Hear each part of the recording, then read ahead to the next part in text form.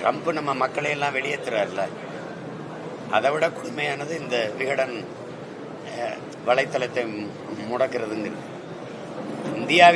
இந்தியாவின் முதன்மை பொறுப்பில் இருக்கிற மகன் யாருன்னா மோடி அவர்கள் தான், நாட்டின் பிரதம அமைச்சர்.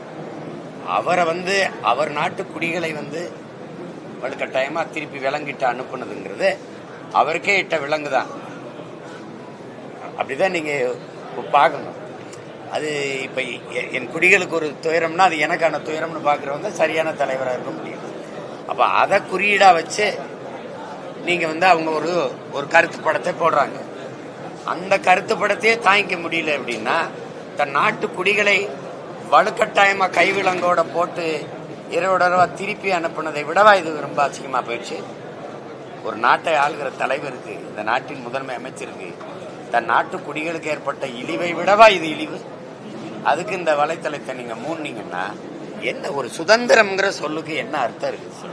பேசக்கூடாது, எழுதக்கூடாது, எந்த கருத்தும் சொல்லிடக்கூடாது, அநீதி நடந்தா எதிர்த்து போராடிடக்கூடாது. இதுக்கு எதுக்கு இந்த சுதந்திரத்தை நாங்க போராடி பெறணும்? சுதந்திரம்ங்கிற அந்த சொல்லுக்கு தான் விளக்கம் தான் என்ன? இது எல்லாம் சேர்ந்து தானே நாட்டுக்கும் மக்களுக்குமான சுதந்திரம். இதுல அவமானப்படுத்திட்டாங்க அப்படின்னா உங்க நாட்டு மக்களை கைவிலங்கோடு ஆண்கள் பெண்கள் எல்லாம் திருப்பி அனுப்புனதுல உங்களுக்கு அவமானம் வரலையா? ஒரு கருத்து அவ்வளவுதானே. அதுக்காக போய் அந்த வலைத்தளத்தையே மூடுறத ஒரு புகழ்பெற்ற உங்களுக்கு தெரியும், அது எவ்வளவு காலமா இருக்கிற ஒரு நிறுவனம். அதை போய் அது எனக்கு என்னமோ அந்த வலைத்தளத்தை முடக்குனது விகடனுக்கு ஏற்பட்ட அவமானமாவோ இழிவாவோ நான் கருதல. இந்த செயல் ரொம்ப இழிவா இருக்குது. அது எப்படி எடுத்துக்கிறதுனே புரியல.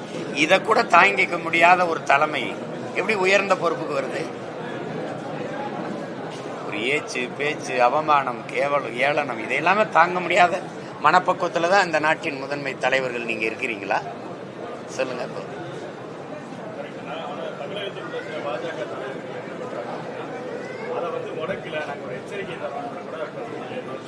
என்ன எதுக்கு எச்சரிக்கிறீங்க? எதுக்கு எச்சரிக்கிறீங்க? அங்க மோடி ட்ரம்ப்பை எச்சரிங்கல்ல.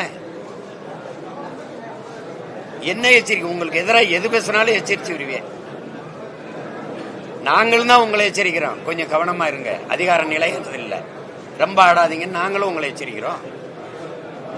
எல்லாருமே இந்த இடத்துல உட்கார்ந்துட்டா இந்த நாற்காலி நிரந்தரம் நினைக்கிறது பாருங்களேன்.